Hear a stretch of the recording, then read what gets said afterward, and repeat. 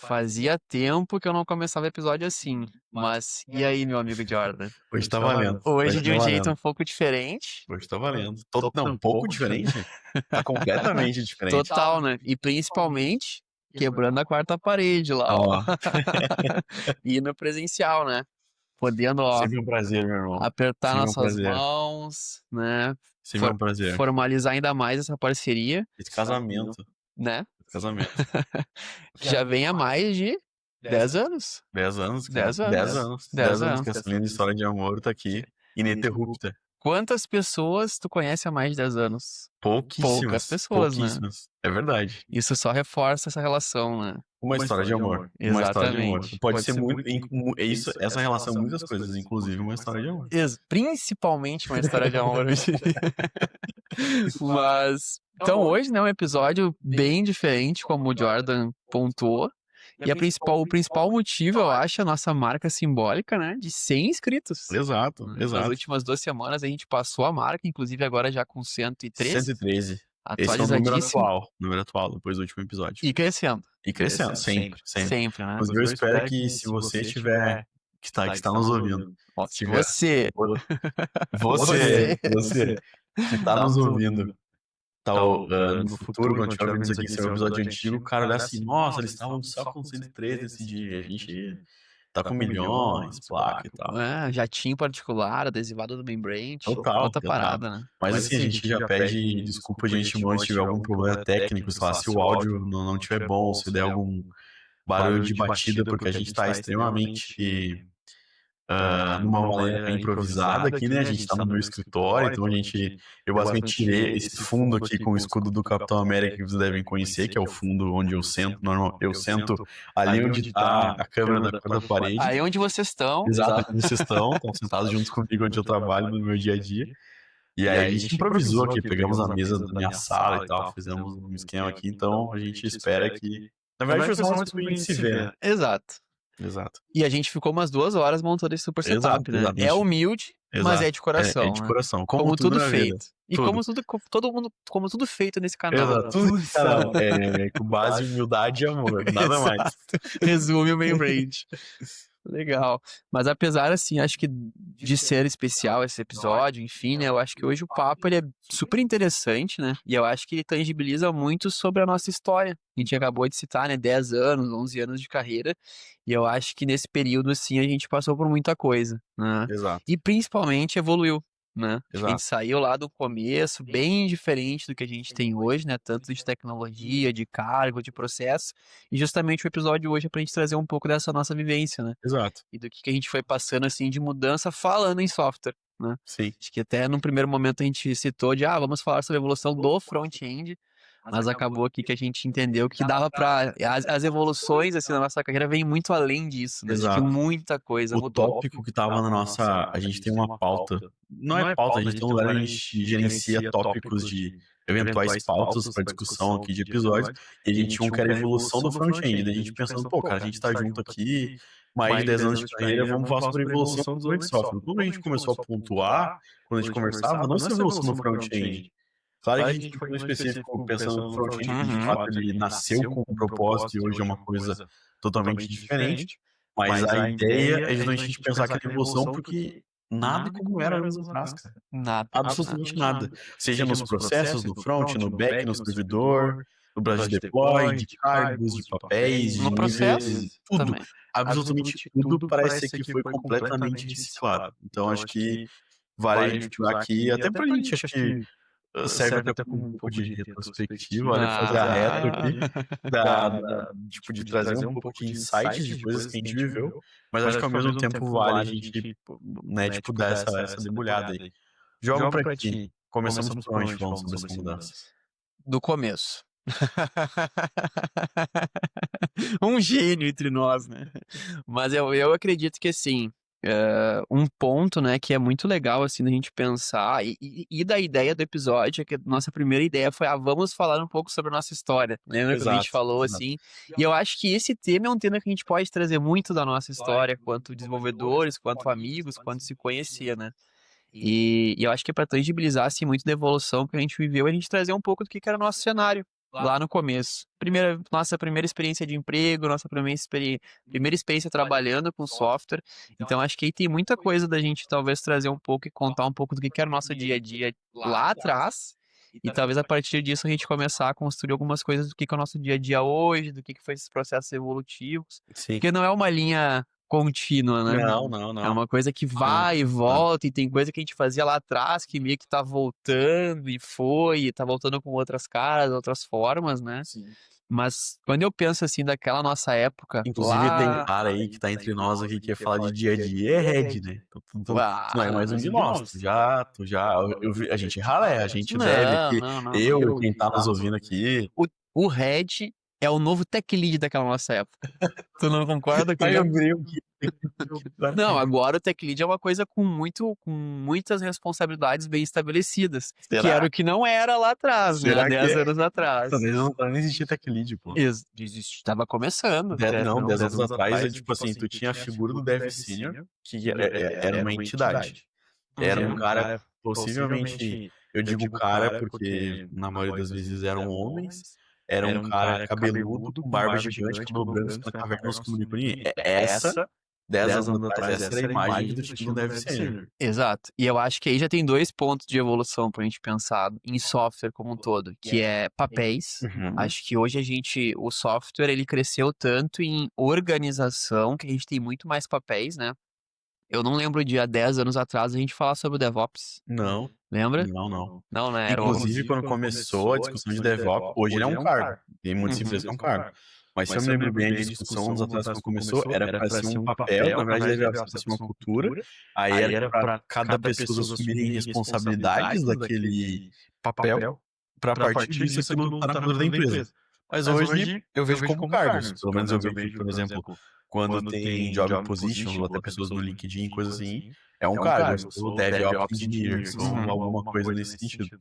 Então, tipo, acho que ele veio com proposta, ou até mesmo a partir dessa ideia, ver que isso poderia ficar, não sei se mais complexo, ou ter mais responsabilidades, e de fato necessitou para alguém de fato ter aquela posição e não ela ser um papel de uma outra posição, dado a complexidade e a importância disso. Eu realmente não sei porque aconteceu isso, mas tu lembra de tinha essa discussão, né? Inclusive, se a gente vai pensar, há 10 anos atrás era mais comum a gente falar de programadores, né? E Exato. nesse meio tempo veio essa mudança para desenvolvedores e agora eu vejo que se fala muito em engenheiros de software, Exato. né? Mas eu sei o que é isso. Eu sei o que é isso. Diga. Até onde eu sei é o seguinte, posso estar falando muito errado, não vai ser a primeira nem a última que eu vou falar mais errado, tá tudo certo. Mas que eu saiba, programador default, que é isso que a gente teve a vida inteira, inclusive na carteira de trabalho, acho que lá talvez Eu tenho programador. talvez seja assim até hoje, para muitos lugares. Aí o desenvolvedor era a tradução errada de alguma coisa, que eu não lembro que. Eu tô falando isso que eu ouvi em algum lugar, eu posso estar falando uma besteira gigante. O desenvolvedor era tipo uma tradução errada de alguma coisa que incorporou desse jeito. E aí o engenheiro que a gente usa por quê? Porque a gente usa termo em inglês para tudo. Isso não é o nosso mindset do IT. A gente usa English verbs para tudo que a gente faz, né?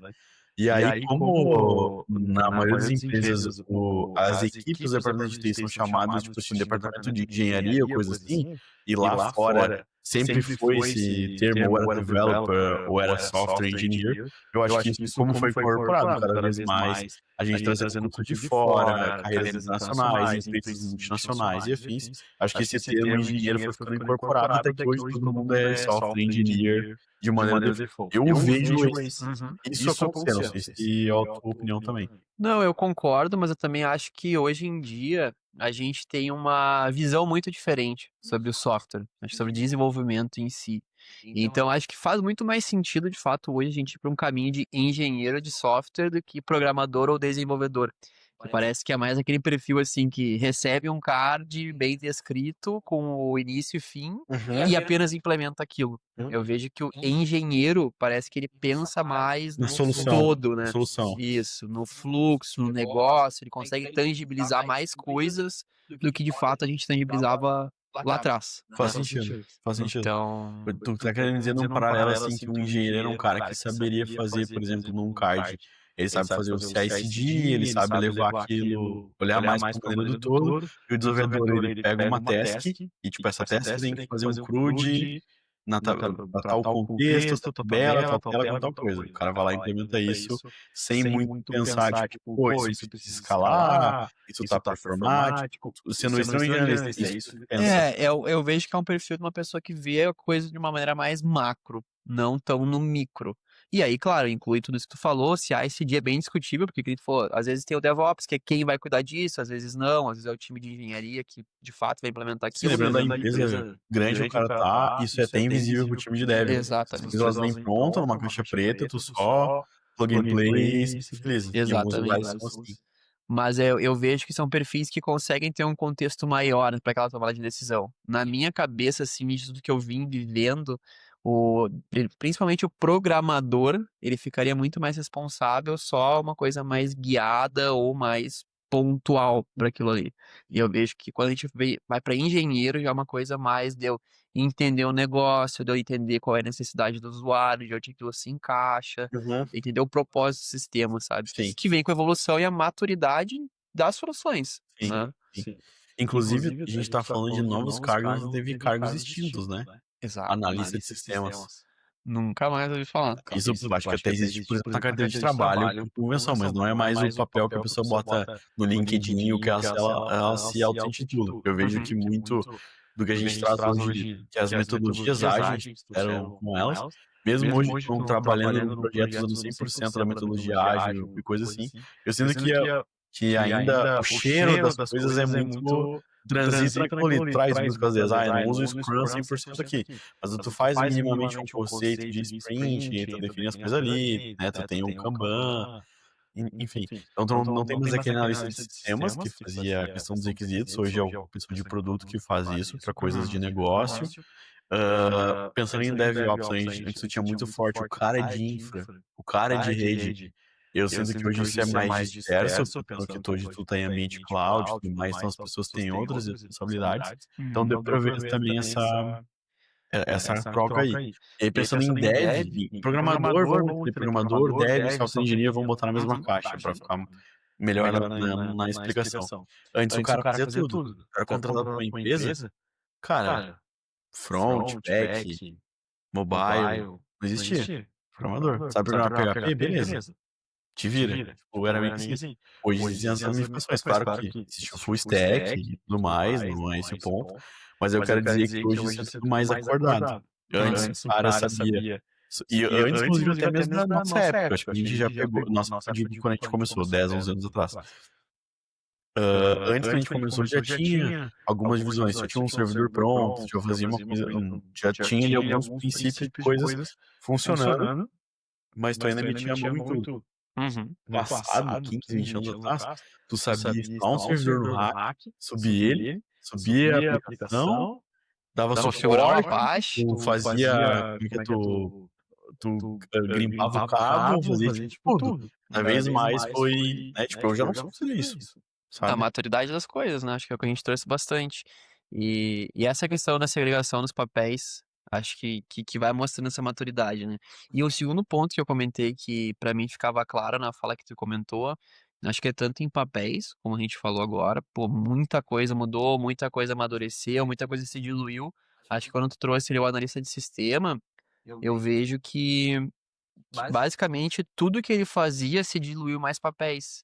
Então hoje a gente tem, por exemplo, um PO, a gente tem um PM em algumas empresas e eu tô vendo que também tá o movimento de ser extinto é o Scrum Master. Não se fala mais assim. Não se fala mais nem talvez o que eu vejo muito é não ter mais o Scrum Master, tem uma pessoa agilista, mas daí ela não olha mais pra squad, ela olha pra uma tribo pra ver se os processos estão acontecendo, esse é o caminho. E a empresa muito grande tem o GPM, tipo o cara daí que é o cabeça dessas paradas, né? Então, tipo, o próprio GP, o gerente de projetos, o PMO, enfim, acho que tudo isso faz um pouco do que o analista fazia naquela época, né? Mas o outro ponto que eu trouxe agora entrando de fato acho que é diversidade. Acho que tu falou, né? Falo ele porque normalmente era ele. Exato. Quando a gente, na faculdade, assim, quando eu fazia, acho que tu via muito isso, eu tive, sei lá, 3 colegas mulheres na turma. Sim. E eu vejo que nos últimos anos isso começou a crescer mais, assim, de mais mulheres na área, de mais mulheres interessadas, de mais mulheres Quando eu me entrando. formei, porque como vocês sabem, eu fiquei fiz muitos aniversários na faculdade, né? Eu de fato vi esse movimento, assim, existe quando eu entrei e depois quando eu saí, a quantidade de presença feminina foi Muito maior, né? muito Discrepante. maior. E que bom, Exato, maravilhoso. exato. E acho que muito pela popularidade da área. Exato. Eu vejo que lá 2014, 15, 16, até pandemia, que eu acho que foi um boom de popularidade, assim, da profissão, era uma coisa muito do nerdola, né? Era esse estereótipo, era o cara que era nerdola, não tem convívio social. Aham. E um outro estereótipo também que me pega muito é esse do nerdola, e que é que todo mundo que é dev inteligente. Exato. Não Pra é. grande maioria. Não é. Não é. A gente não é, Não é. a gente faz graça Fala e por tal, ti, fala por docinho. ti, fala por ti. Fala por ti. Não, mas vamos tem essa questão. Que gênios, né? Que são todo mundo gênio da matemática. Exato, é o estereótipo do cara, tipo, nerdola, não tem convívio social, não anda de capuz na rua, não dá pros professores, só técnica, nenhum maluco, tela preta, que é, tipo, genial, que, meu Deus do céu, ele vai hackear um banco, e, tipo, muito também é Hollywood, né? Aham. mas eu vejo que é o principal da galera, pra todo mundo. Acho que hoje não, tanto, mas anos atrás, quando perguntava uma professor, eu explicava, a pessoa fazia aquele, e tu fica, Aham. sabe, tipo, mas isso existe, tem muita galera que por fazer isso, esse deve, existe um ego muito forte nessa área, né? É uma área muito carregada dessa, como é que é aquela coisa? Esse estigma. Não, mas tem como ego, tipo, essa... Ignora lá que eu esqueci a palavra. Mas eu acho que essa também demonstra uma das evoluções, né? Até então, não era popular a carreira não só de desenvolvedor, mas de software em si. Exato. O próprio QA, o próprio DevOps, ou a parte mais de projetos que permeia tudo isso, não se falava tanto. E eu noto que pandemia, quando foi todo mundo para dentro de casa, não podia sair, os empregos viraram remoto, eu senti um boom.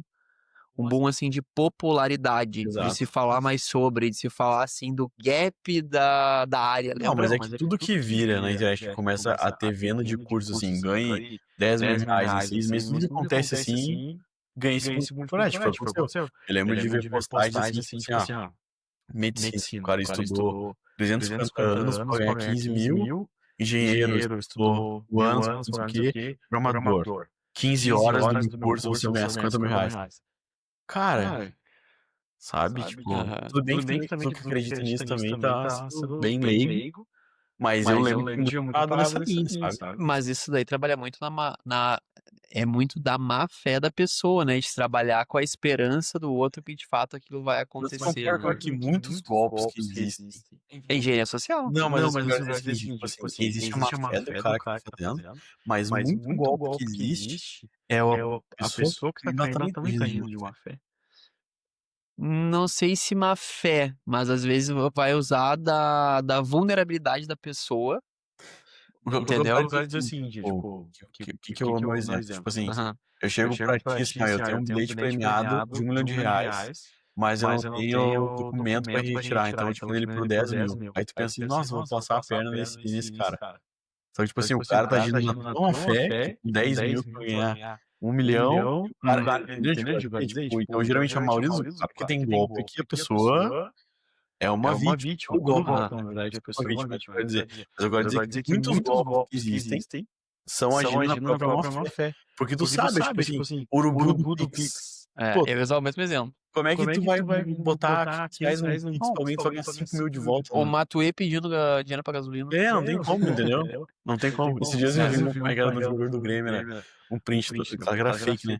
Mas era tipo esse mês assim, o cara faltou não sei quanto no Pix aí pra eu assinar o contrato, manda aí, valeu, um abraço. Exato.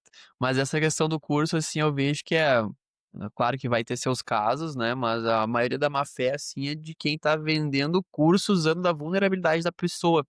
Vem muito assim, daqui a pouco a pessoa trabalha... Hoje quando a gente fala de alguém, fala assim, fulano é vendedor de curso. Até a maioria das pessoas por causa dessa época, tu dá um passo pra trás. Tu torce o nariz, né? Pensa, né? Então, assim, por causa dessa época. E isso é muito real, tá? E eu tenho um exemplo. Eu sempre acompanhei muito o conteúdo do Felipe Deschamps.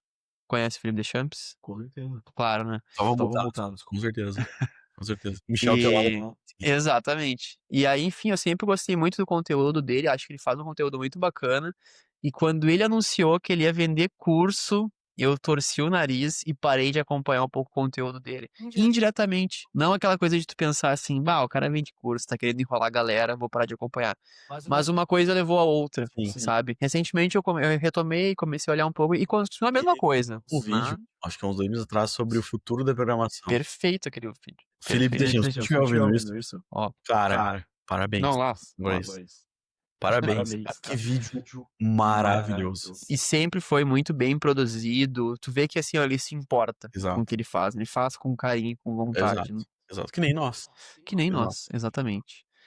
Mas acho que legal, assim, a gente falou sobre diversidade, a gente falou sobre cargos, que são coisas que evoluíram muito, né? Exato. Mas e no desenvolvimento e no dia a dia? O que mudou? Nossa, mas pra mim mudou tudo. Tudo. Antes o estagiário tinha acesso em produção, fazia o que era fazer deploy, era jogar um arquivo no FTP, dava SSH em prod, Aham. tipo, cara, mudou tudo, absolutamente tudo. Hoje existe design, CI/CD, Design system. teste. Não tô falando teste de QA, teste no código, teste unitário, teste de mutação, enfim. Cara, isso é uma coisa nova, né? Eu tenho 10 anos de carreira, os últimos 4, isso é uma preocupação pra mim. Uhum. Não quisesse fazer antes, mas se dependendo do contexto, do trabalho, não é uma prioridade. A gente quer entregar. Empresa que tá trabalhando no startup, agência digital, coisa assim, cara, as coisas já nascem atrasadas. Tu vai chegar pra um chefe e dizer, cara, eu preciso fazer teste. Vai rir da sua cara. O cliente não paga pro teste. Nada, vai rir da sua cara. Então, teste pra mim é cultura. Na verdade, não posso botar. Tudo é cultura. Eu acho que é exatamente esse o ponto. Antes do movimento software não existia cultura. É uma profissão, como um todo, que ela é mais underground. Para não dizer que diferente das outras, não é uma profissão milenar, como matemática, engenharia, direito, medicina. Então é uma profissão mais underground. A galera que fazia parte dela e que juntou os primeiros tijolinhos é uma galera mais underground, pensando assim, uma profissão diferente, assim, é isso que eu quero dizer com underground.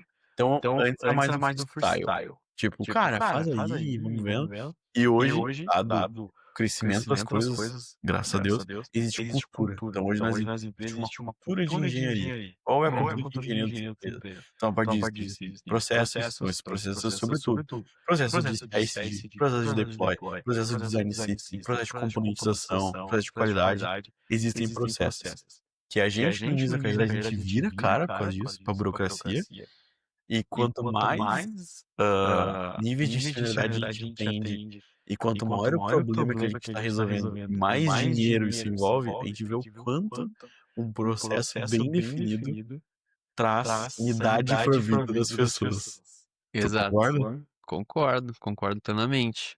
E acho que é um dos grandes desafios hoje, né? Até escalando assim para cargos mais gerenciais, tanto de tech lead, acho que quanto cargos acima, assim, começa a ser uma grande preocupação, né? De como tu fazer os times andarem em sinergia. Porque apesar dos times atuarem em partes diferentes, eles precisam atuar em sinergia, né? Pra gente manter uma construção ali que se converse bem, que siga padrões, né? Que se eu precisar transicionar alguém de um time para outro, não seja que parece que eu tô trocando de empresa, né? Que eles sigam a mesma linha e tal. E o que eu ia falar assim, sobre desenvolvimento de software é que a nossa primeira experiência profissional, claro que ela era longe do ideal, né? Então ela fazia várias coisas. E a gente sempre fala nossa, porque foi junto. Porque foi junto, exato. A nossa primeira vez foi junto. Mas, por exemplo, né, lá, não que essas tecnologias elas não existiam naquela época, né? Mas a gente não aplicava e eu sinto que muita empresa daquela mesma época de pequeno, médio porte também não ia por esse caminho. Até hoje. Mas a gente cai no uso da cultura. Tá funcionando. Tipo, mas não, pô, eu tô faturando há tanto tempo assim, pra que eu vou gastar o triplo que eu gasto agora, demorar mais pra entregar, que eu venho com isso. É difícil essa cultura, né, implementar isso. Isso foi o motivo que me fez sair.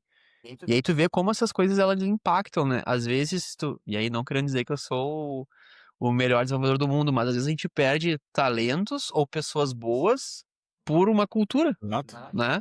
Por uma cultura justamente desse de estar funcionando, eu não preciso mexer, ou de não querer evoluir, ou de não arriscar. Exato. Acho que software é um pouco também algumas coisas tu arriscar, sabe? Assim, testar uma coisa Sim, né, diferente, a ou gente pelo menos vem da avaliar. profissão underground, que é Exato. justamente isso, de as coisas serem mais fáceis. A gente não precisa seguir um livro milenar matemático, de Exato. pensando nas funções milenares que existe, pensando em direito de medicina, naquele trade-off, aquele exemplo que eu fiz, que, Uhum. pô, tá ali que negócio há 500 anos no dia. O nosso não. O nosso, a cada 2 anos, as pessoas gostam de botar as coisas fora e fazer de novo. Exato. Entendeu? Então, é difícil fazer esse troço. Tu falou de cultura ali, ela vale pra tudo. Inclusive, às vezes é cultural da empresa as pessoas virarem noite, os projetos não serem atrasados e tudo mais, e assim perdem as pessoas também. Quanto mais, as pessoas cada vez mais prezam, inclusive tem estudos falando sobre isso, agora vai ficar meio datado o episódio, Uhum. mas que hoje, o que faz as pessoas, tipo assim, no passado, pessoas ricas, milionárias, era ter acesso às coisas. Hoje, cada vez mais pessoas têm acesso a, não igual bilionários têm, mas acesso a experiências parecidas. Só que o que os bilionários têm hoje? Eles têm acesso ao tempo que pessoas normais não têm. Então, o que que é? Poder ir pra academia 2 horas da tarde, poder correr, poder dormir mais. Então, esse jogo, as pessoas que estão ascendendo, que são herdeiros milionários, eles não podem conquistar pra chegar igual quem pode, quem já tem. Concorda comigo? E hoje, cada vez mais, a gente tem menos tempo. Então, hoje, a galera concluiu, é óbvio que a coisa mais bonita do mundo é tempo, Com né? certeza. Então, hoje esse é um trade-off. E aí eu dei toda essa volta aqui pra dizer que, no final de tudo, é tempo. Uhum. Da gente trabalhar e tudo mais. Então, se o processo, tu deu o exemplo que essa questão de por tudo mais perder um profissional. Você também pode perder um profissional porque, pô, as coisas são tudo pra ontem, tem muita pressão Com e certeza. tudo mais. Microgerenciamento. Então, voltando, a gente listou coisas que mudam, o que faltou no dia a dia. Papéis, a gente citou, diversidade, a cultura de desenvolvimento. E eu ia falar um pouco sobre o ferramental. Eu tenho só um trade-off pra te dizer antes. Diga. Veio todas as qualidades da revisão de processo, mas não deixou as coisas mais demoradas e burocráticas, porque antes as pessoas, é o que eu vejo muito discussão por aí, tipo, pô, mas antes eu botava o negócio no ar em 2 dias, não precisava ficar na mente de todo mundo, agora é 40 dias. Qual a tua opinião? Eu acho que é um pouco do que a gente conversou no empresa grande versus empresa pequena, né? A grande, por exemplo, ela traz muita burocracia, mas muito também o trade-off disso é consistência. Dificilmente num sistema, num processo mais burocrático de empresa grande, a gente vai ter um deploy em produção com bug estourando lá na tela do cliente. Por exemplo, Pode tem a acontecer? piadinha Pode. de não fazer deploy na sexta. Se o teu processo tá muito bem alinhado, pode fazer deploy sexta 17h50. Exatamente. Claro, trade-off, não vai fazer nós lá que vai gerar 500 do break change, mais um pra evitar essa dor de cabeça aí. Mas de maneira geral, uma esteira numa coisa muito bem, um processo bem definido, com testes muito bem amarrados e tudo mais. É tudo para garantir a operação 100% de fim a fim, né? Acho que é tudo processos de garantia, como qualquer coisa na vida, né? Se eu vou fazer uma compra de um imóvel e eu tenho mais processos ali de garantia de crédito, de autenticidade de documento, de coisa criminal, coisa assim, a gente garante que aquilo está sendo feito de uma maneira correta, vamos dizer assim, né? Que eu não estou vendendo para alguém que, sei lá, não vai pagar, coisas do tipo. E é muito do software. Software a gente está implementando processos talvez mais burocráticos do que antes, mas que também nos dão uma segurança muito maior lá na ponta. Total, Não acha? eu concordo 300%. E aí eu vou retomar um pouco do nosso dia a dia de trabalho lá na nossa primeira empresa, tá? E aí eu trazendo um pouco do ferramental e trazendo um pouco de que não é porque a gente não usava na época que não existiam, mas também existiam de uma maneira muito diferente do que tinha hoje. Sim. E as coisas demoravam mais pra ser absorvidas antes. Demais, demais. Imagina, hoje a gente quer aprender alguma coisa, tem o ChatGPT, eu posso fazer um resumo de um vídeo, eu posso subir um livro Então, podcast super sobre teórico, eu posso gerar um podcast com IA em cima de um livro, de um material que eu queira, inclusive eu ter feito e tem sido muito top, muito top mesmo. Então é muito diferente hoje a maneira como a gente interage com o conhecimento do que era lá antigamente. Sim, Acho que esse é um primeiro ponto, né? sim. Mas a parte ferramental de software, para mim, é muito marcante olhar para trás e ver que a gente não usava nem Git, Nem Git. A nem gente Git. versionava, tipo, underline V1, V2, V3, aí quando ficava muito grande começava a botar data, hora, minuto. Exato. Se a gente ia mexer em algum arquivo muito importante, a gente duplicava ele e botava ponto .back, lembra? Ponto BKP, nossa Aham. senhora. Aí ponto BKP, underline old, aí tu começava. Aham. Aí tu Não, começava. e aí tinha um arquivo assim, que era o ponto .bkp, ponto .old, ponto .onde, que daí tu sabia que aquele era o bem antigo. Sim, sim, E aí sim. depois tinha o ponto .old, que era o mais novo. E depois tinha o Nossa, backup, que era isso, cara, tá me dando tanto. Ai, não vou nem lembrar disso. tá me dando uma úlcera.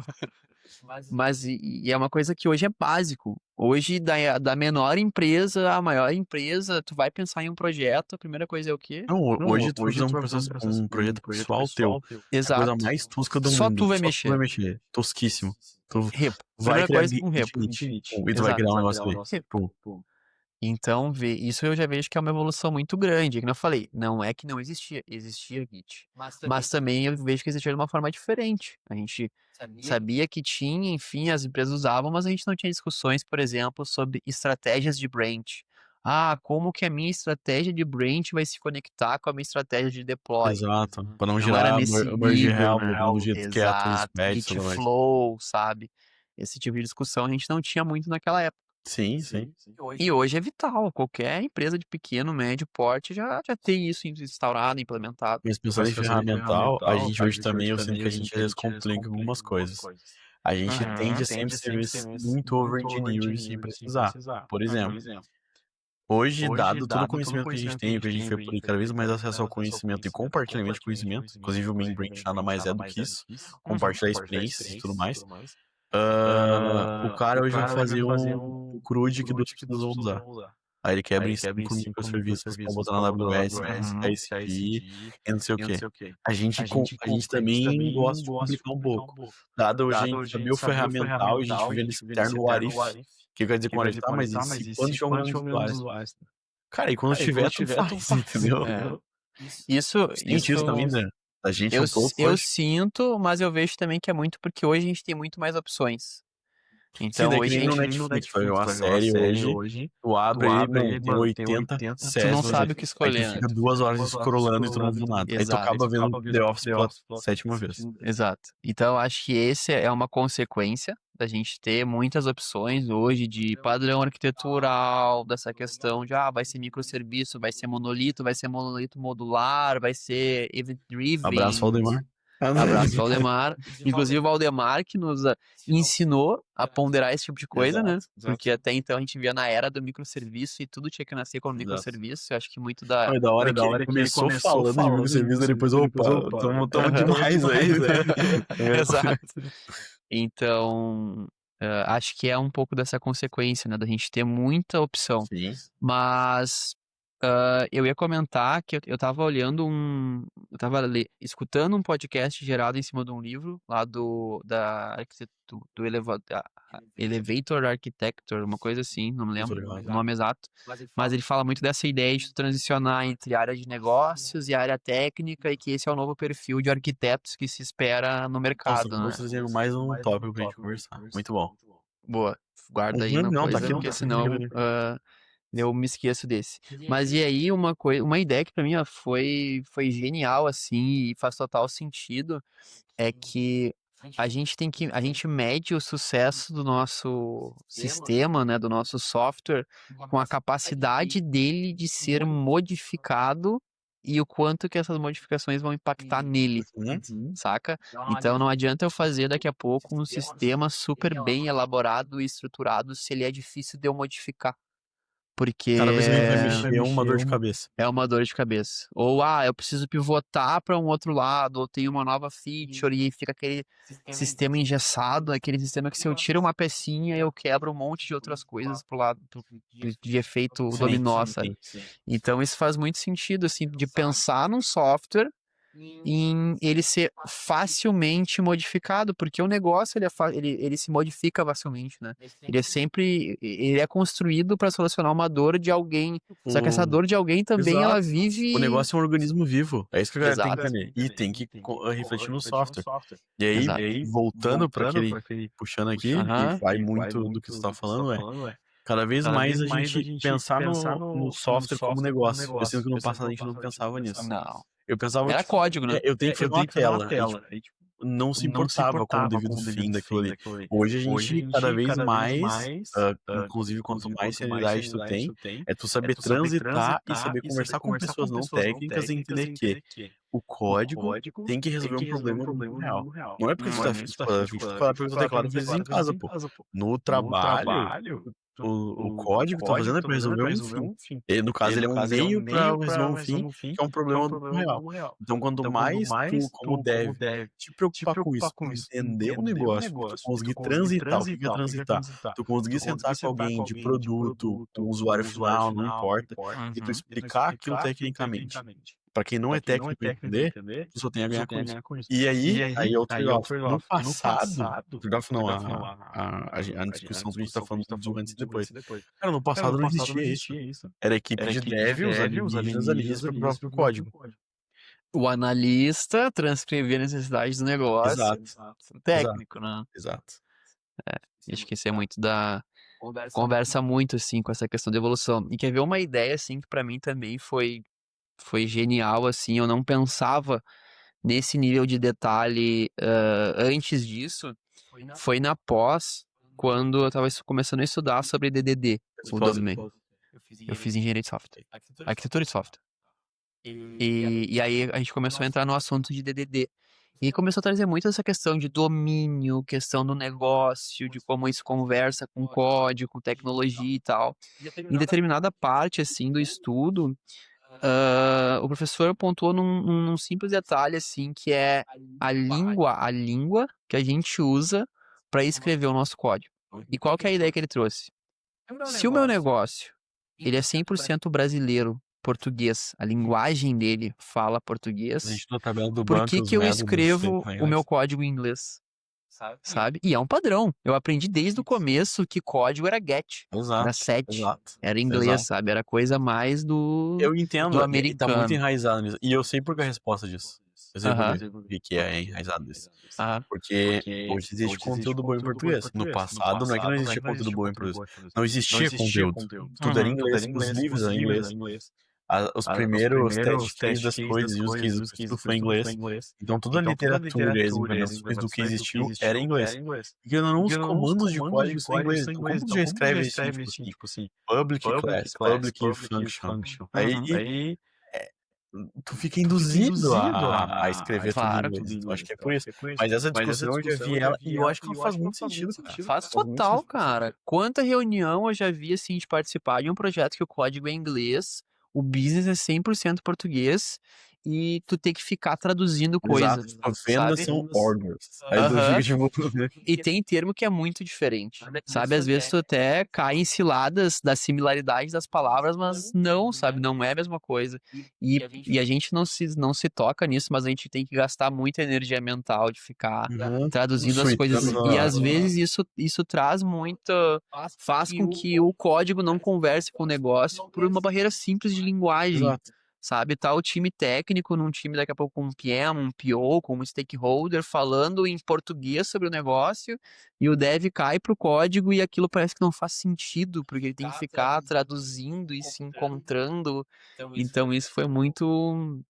explodiu muito minha cabeça e que eu vejo que também é uma evolução, como tu Total. falou, né? A gente tinha um cenário antigamente que a gente trouxe, o conteúdo bom, o conteúdo que chegava primeiro era inglês. Mas hoje é completamente diferente, né? Exato. E muito do conteúdo português era apenas uma tradução. Exato. Ruim, né? Que era do Normalmente. Google Translate. Exato. Então eu vejo que também é um ponto de evolução. E a gente citou Git, acho que pra mim foi uma virada de chave muito grande quando comecei a trabalhar com isso. E um pouco do que a gente citou também, CI/CD, né? Lembra de CI/CD lá na nossa primeira experiência? É inexistente. Inexistente que era CI/CD. Quando eu FTP e jogar o arquivo lá. Pra quem não sabe, como é que era o processo? Tu fala Talvez a gente nem FTP, sabe a o que gente é FTP, assume, né? exato, a gente assume que todo mundo conhece FTP, SSH, mas talvez nem todo mundo saiba. Explica aí, professor. Eu? Mas quem tá de óculos é tu. Não, eu consigo, não tem grau, é só estilo. Boa. Eu tenho um Mas livro aqui, não preciso usar. no próximo episódio nós vamos usar os dois Beleza, óculos. beleza. Tá? Mas basicamente assim como é que era o nosso processo, né? A gente não versionava o código, então não tinha um repositório dos códigos e o sistema que a gente trabalhava ele era single tenant, né? Então para todo novo cliente a gente fazia uma configuração no Apache, instalava lá o Apache dentro de uma subpasta do servidor e aquela era a instalação do cliente, ele tinha um banco independente, lembra de todo esse rolê, né? E isso tudo a gente fazia manualmente, né? Então, se a gente tinha uma nova instalação, a gente duplicava uma pasta, fazia todo o esquema. E quando a gente estava mexendo no código, a gente tinha que acessar o servidor com o usuário e senha, lembra? Root, entrava na pasta e alterava direto no servidor. Então, por isso que a gente não versionava, porque a gente fazia um acesso FTP de logar no servidor e alterar os arquivos lá Hoje a gente diretamente, nem né? tem acesso em produção nas coisas. Não tem. Tipo, cara, é muito doido pensar isso. É muito doido pensar isso.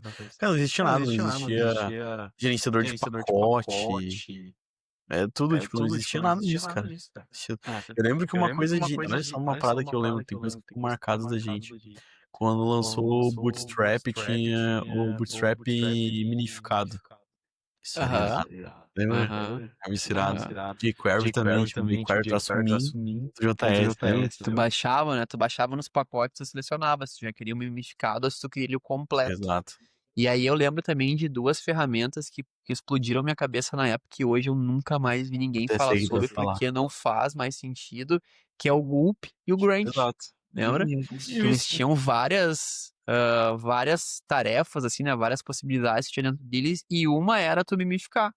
Tanto o CSS, que ele fazia, tinha lá todo um processo de substituir variável e montar um dicionário para conseguir converter, tirar espaço e tudo mais. E também os JS. Lembra que um problema que a gente enfrentava era arquivos muito grandes aumentavam muito o tempo de carregamento Exato, das porque daí ele ficava páginas. injetando tudo ali, carregava, cada vez que ele ia ler, ele carregava aquele por JS, tipo, se tivesse lá 5 mega, ficava um Exato, carnaval. exatamente. Então, vê como as coisas evoluíram. Hoje a gente nem fala. Hoje a gente sobe lá um Next.js, por baixo dos panos ele já faz tudo isso pra nós. Ele builda, ele Mas é que tudo é uma minifica. construção, né? Pra hoje as ferramentas... porque hoje, o que eu vejo, assim, a pessoa que fez, pensando no Next.js, não, pegando esse exemplo que tu falou, o cara que construiu isso, que faz debaixo dos panos, o passado ele passou por problemas aí, ele fez todas as ferramentas nascerem, então pra ele é automático. Tem que, vou fazer uma ferramenta nova, eu tenho esses requisitos serem seguidos na cabeça dele, não sei. Exato. Então no final de tudo é evolução. Pro Next correr, o Gucci e o Grump tiveram que pavimentar a estrada, Isso é né? o trade-off. Basicamente. Pra nova geração vir, e Branch tá aqui. Exatamente. Exatamente. Qual é a tua mensagem pro Branch depois de tudo isso que a gente conversou? Antes, qualquer coisa. a gente tá sem pauta, hein? A gente tá no... hoje é no free, tá né? no freestyle total. Mas uma grande evolução, que pra mim foi a evolução que fez eu mudar de empresa. A desconstrução do MVC que a gente trabalhava até então, de front e back juntos, né? Construía o back no PHP, já renderizava aquele HTML com as tags e tudo mais, pra gente ter mais bem definida essa questão de parte de ter uma front que tem back-end. deploy. Exatamente. Pode crer. Isso pra mim foi uma das maiores evoluções e foi o que me fez mudar. Porque na época a gente falou assim da cultura, eu tentei levar para a empresa essa cultura de, vamos separar, mantemos o nosso back em PHP, nós fazemos uma construção de front-end com React, que era o que eu estudava na época, e a ideia foi justamente essa que tu trouxe, né? Tá funcionando, não vale a pena mudar. E aí eu disse, bom, E eu tenho muita vontade, interesse, eu boto muita fé que isso vai ser o futuro do desenvolvimento de software. Vou Vou certo, hein? procurar uma outra Devia oportunidade. ter botado Ah, isso no cartório. visionário, cara. Tu não tem nenhuma Visionário. ideia aí? Mas anotar aí já. E a ideia. Esse trem, meu amigo, já foi. Já foi. Mas pra mim foi uma mudança muito grande. Como é que tu viveu assim essa fase do segregar as Cara, pra mim coisas? foi maravilhoso, porque eu sempre fui o ideia full stack, como a gente conversou milhares de vezes aqui, o full stack ele sempre puxa mais pra um lado, né? Então eu sempre fui o cara que gostou mais de back do que de front. Então quando separou e eu tinha a opção de ficar só no back-end ou ficar muito menos no front, pra mim foi maravilhoso. Foi E lindo. eu acho que também com o tempo conseguiu fazer as pessoas se desenvolverem mais as suas skills específicas, porque antes o cara às vezes tinha muita ideia de coisas visuais, mas ele ficava amarrado em a manipulação de JavaScript, por exemplo, antes nasceu para validar formulário, antes da existência das SPAs, né, Angular, React, Vue. Teve um antes desses caras. Não? Angular, React, Tinha um Vue, antes, não? não. Inferno.js não era SPA, né? Era jQueryzão da vida, assim, né? Beleza. Então foi esses três que começaram. E aí o cara que gostava muito dessa parte visual, ele ficava muito amarrado nisso, né? Tipo assim, beleza, não consigo desaprender ali, por exemplo, a conectar. Eu acho que todo mundo tem que ser um bom de tudo, né? Uhum. Acho que caiu o nosso vídeo Caiu geral, o mas a gente tá com os nosso- nossos aqui, ó. Caiu geral, a gente segue aqui, não tem problema.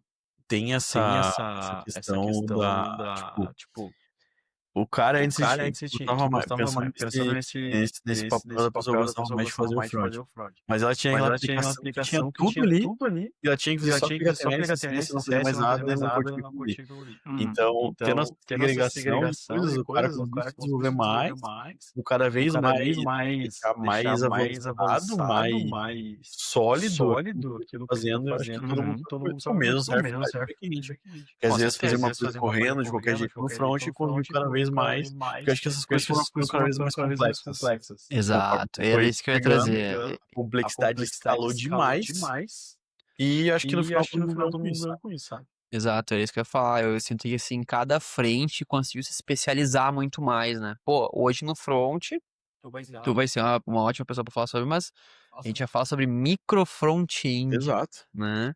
A gente nem existia esse termo Exato. há 10 anos atrás, né? E Pelo dentro menos- do microfrontend já tem duas maneiras de tu ter trocação de microfrontend. Exato. Ou gerenciamento de estado no front-end é uma coisa nova. As próprias UIs, você citou o Bootstrap, uma época só existia Bootstrap, Depois parece, era né? material Todo design o sistema. também. E hoje a gente tem coisas muito mais robustas, muito mais escaláveis, personalizáveis, utilizáveis, reutilizáveis, né, no Exato. mercado do que a gente tinha naquela época. Componentizações que antes não, né? Exato. Acho que o Bootstrap foi o primeiro passo, na minha opinião, que eu vi assim na indústria. Exato. O próprio design system, né? Quando a gente pega lá, por exemplo, cria vários componentes visuais para eu poder reutilizar isso de uma maneira corporativa na empresa, né? É uma coisa que antes não se falava, ó. Importa o Bootstrap e usa Mas aqui eu o acho tal que do foi o botãozinho. Bootstrap que faz a class, div row MD12, e daí tu vai fazendo. Mas eu Começou sinto que lá. o Bootstrap deu esse pontapé. Ele abriu Aham. pô, temos uma E coisa foi o aqui, precursor, sabe? né? Exato. Então vejo que assim, muita coisa mudou, muita coisa evoluiu. Coisas hoje que elas continuam iguais, mas com uma cara um pouquinho diferente, coisas que têm uma cara completamente diferente. Você não sente que é um pouco Sinto. disso.